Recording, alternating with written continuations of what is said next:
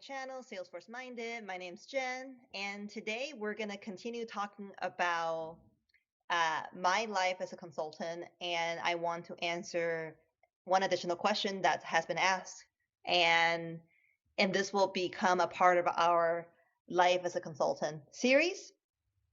So if you're interested in seeing what I have to say, then please keep on watching.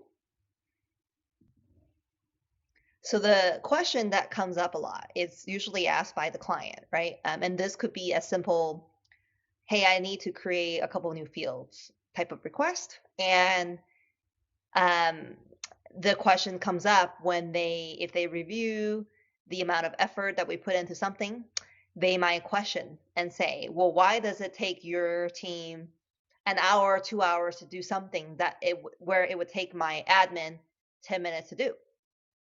Valid question. So let's talk about that. I think anyone that follows the best practice when it comes to metadata creation, and what that means is just if you want to create a field, that's a metadata, right? So if you create a metadata change, you have to first develop it. In this case, it would be a very simple creation. You should be doing that in a lower environment, which means in your dev org or dev pro org.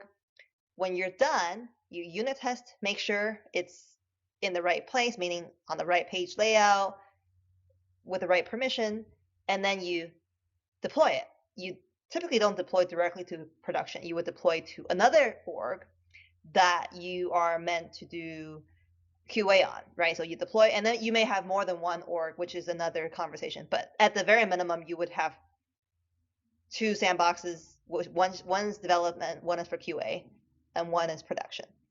And so you would deploy it to QA, and then at that environment, you would then do another round of testing. And after that, then you would deploy to production, and then you would do the test there again. And then that's when you call it done. That entire process takes at least an hour, right, for just a couple field creation because it's multiple steps.